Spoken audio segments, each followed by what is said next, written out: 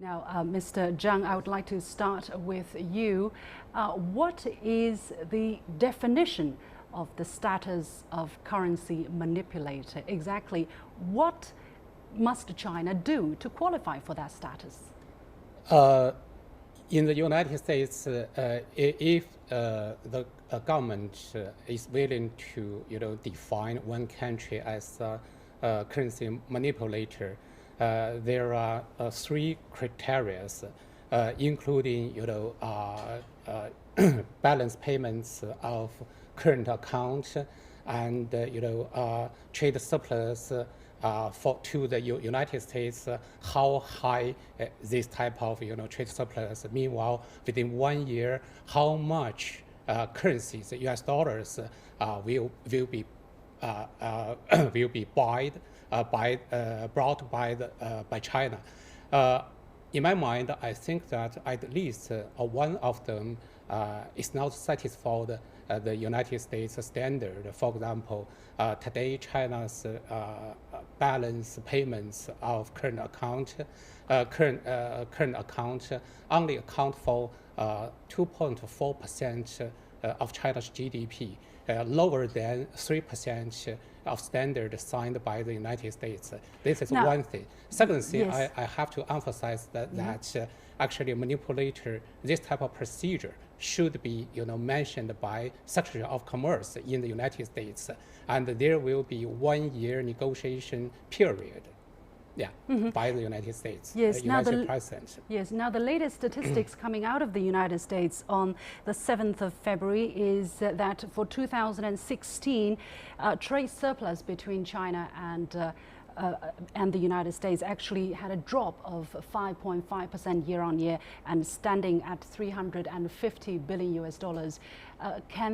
Is that in line with the kind of a definition of a currency manipulator in your mind, this $350 billion US trade deficit with China? Mr. Zhang. Yeah, I think that of course China's trade surplus are quite high compared with the standard, but this type of trade surplus actually mainly mainly caused by China's economic structure and the United States, U.S. economic structure. U.S. their manufacturing sectors only made about 15% to their GDP, but in China this proportion higher to 40%. Another thing is that due to global value chain, actually so a lot of trade surplus belonging to transfer surplus. According to our study, more than 1/3 of China's surplus to the United States actually earned by those parts provider, such as Japan, South Korea. So actually China's net trade surplus, true trade surplus, not so high. Actually should cut at least 1/3. Mm-hmm. Now, Mr. Barro, let me come to you at this moment. What do you think of China's trade with the United States is standing at this moment? Does China qualify for a potentially currency manipulator status? This argument about currency manipulation is basically some kind of a legal trick. It doesn't really have anything much to do with the economics of the situation. Certainly China interfered a lot more with the exchange market if you go back 10 years or more. It's not really relevant in the current situation. So as it was just mentioned, there is a large trade surplus that China has with the US. It's over $300 billion a year. Mm-hmm. Whether that's a good or a bad thing for the US and China is not completely clear. I mean, the U.S. is getting a lot of valuable imports at attractive prices. That's a very positive thing, particularly for poorer people in the United States. At the same time, China is able to export a lot of goods and services, and that's helping their production for their economy. It's a little surprising that the bilateral trade deficit that the U.S. has with China has not changed very much since after the financial crisis. Since 2010, it's been pretty level, although it used to be a bigger deficit before that.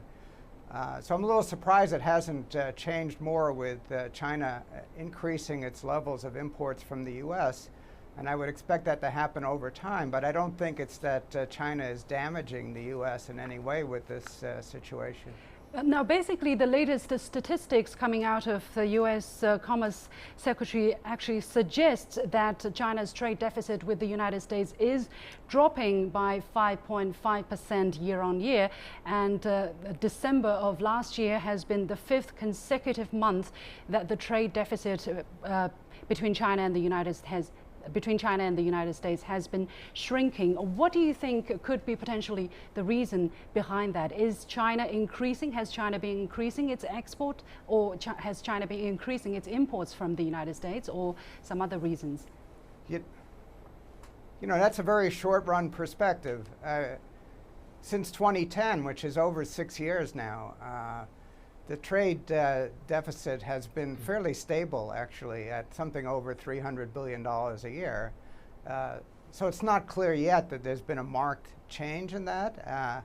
I would expect it to shift over time, and I think it would be good if China became more open to foreign business activity, and it did things in terms of property rights protection, particularly in terms of intellectual property. Those would be positive steps. Steps that would encourage more consumption of households in China would be good. I think China's been moving in that direction. And along with the expanding consumption, you would expect more imports of goods and services from the U.S. So I think over time that will happen. But it hasn't happened so much as of yet. Mr. Zhang, yes, please go ahead. I like to emphasize on China's import because now China's resident income is climbing up. And nowadays, every year, China's import is climbing up also, especially from developed economies such as the U.S. So this is one reason. Another thing I like to add, a very interesting phenomenon, that is in 2005, at that time, RMB actually depreciated according to the U.S. saying. So started from that year, RMB against the U.S. dollar actually appreciated until 2015. Appreciation degree was about 40 to 50%. I mean the true real effective exchange rate. But if you look at China's trade surplus against the U.S., China's trade surplus to the U.S. actually didn't shrinking. So this phenomenon shows that RMB exchange rate is not an important factor for U.S. trade deficit against China. So by branding China a currency manipulator is not going to solve the trade imbalance between China and the United States. Anyway, let's talk about the procedural matter because it is very important in this whole thing. Now, as Mr. Zhang, you have mentioned, Donald Trump cannot just start calling China a currency manipulator from day one, as he said he was going to do during the campaign trail. But why did he say that anyways? He threatened to impose 45% tariff on Chinese exports. He cannot do that without consent from without getting the approval from the Congress. And basically, the United States would also have to renegotiate with China before it can do that, right? Yeah. Mr. Zhang, please. I think that in the U.S., actually, there are a lot of rules and regulations. So in case that Trump wants to, regarding China as a manipulator, the first step, actually, the Secretary of Commerce in the United States should provide a report to the U.S. Congress, and then that there will be 1 year of negotiation. That means Trump needs to negotiate with Chinese government, and then within that 1 year they will require the Chinese side to make some of changes. So I think that without those procedures, Trump cannot directly, regard China as manipulators. Now, Mr. Barro, let me come to you. So it is very obvious that Trump cannot brand China a currency manipulator as he threatened to do from day one. Why do you think he still went ahead and make this kind of statements? What do you think he's trying to achieve, knowing that he's not going to do that from day one anyway? This is basically a political negotiation. The U.S. administration has even said that Germany is a currency manipulator, even though Germany does not have its own currency, being part of the euro. It's completely irrational from an economic standpoint. I think they're trying to set the stage for a political negotiation, and I think with China it'll be a bilateral discussion, and hopefully out of that will come some useful reforms. China can open up more, and the U.S. can be more accommodating. Eventually, it would be great if we could have a bilateral trade agreement with China. I think the U.S. is moving more towards bilateral agreements. They're going to try to do that with the UK. They're going to try to do that with Japan. Down the road, maybe with China. So I think that could be positive. Yeah, but we have the WHO. Both China and the United States are members of the WHO. There are set rules which we have all committed to, and basically trade relationship between the two countries have been growing on such basis. Aren't that good enough? I think you mean the WTO. The WTO, so that would be sorry, about about the legal status, but I don't think that's really the essence of the argument here. I think it's going to be more of a political debate and negotiation. China and the U.S., they start with this basic false perspective. That's what is really good is exports, and what is really bad is imports. Yeah. So somehow then Trump is making the argument that the U.S. is being cheated because China, relatively speaking, has a lot more exports than imports in terms of our bilateral relationship. And of course, the U.S., in fact, is benefiting greatly from the imports of good quality products at low prices. But both countries start from that false narrative about what is good and bad for trade.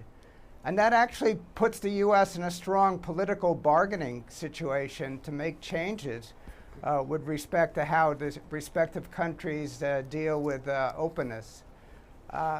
So I think, in fact, China is going to be in a weak position in terms of bargaining because they really can't afford to eliminate this $300 billion trade surplus, given what they're expressing as a great value of having this large volume of exports to the U.S. Yeah. So that does politically put the U.S. in a stronger position.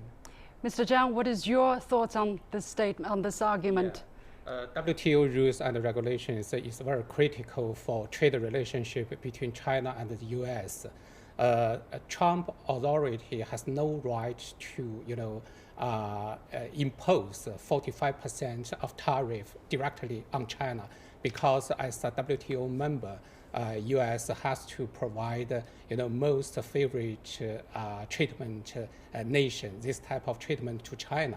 In this regard, actually, in case they want to punish Chinese side, I can, imagine that during Obama, authority, at that time, Obama claimed that within 1 year, his government actually raised 7 cases of anti-dumping against China.